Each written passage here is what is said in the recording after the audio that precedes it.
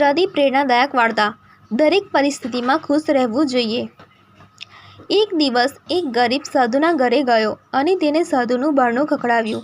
સાધુએ જ્યારે બારણું ખોલ્યું તો ગરીબને જોઈને અંદર ગયો.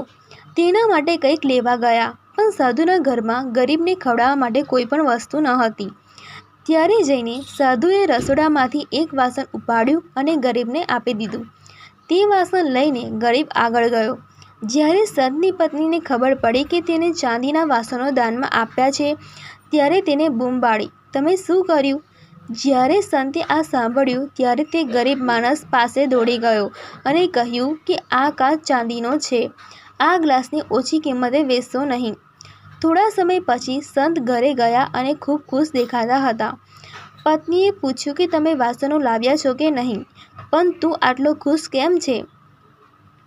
સંતે કહ્યું કે નુકસાન ગમે તેટલું મોટું હોય, પરંતુ આપને ઉદાસ અને નિરાશ ન થવું જોઈએ. હું આ જ વસ્તુની પ્રેક્ટિસ કરું છું. મેં અજાણતા એક ગરીબ વ્યક્તિને એક મોંઘી વસ્તુ દાનમાં આપી દીધી, પણ આપેલું દાન ક્યારેય પાછું લઈ શકાતું નથી. ભલે મને નુકસાન થાય, પણ મને કોઈ દુઃખ નથી. આપને દરેક પરિસ્થિતિમાં ખુશ રહેવું જોઈએ. વાર્તાની શીખ. આપને આ વાર્તામાંથી શીખવા મળે છે આપણને નુકસાન થાય, પરંતુ વ્યક્તિએ દરેક પરિસ્થિતિમાં ખુશ રહેવું જોઈએ. નુકસાન ગમે તેટલું મોટું હોય, વ્યક્તિએ હંમેશા ખુશ રહેવું જોઈએ.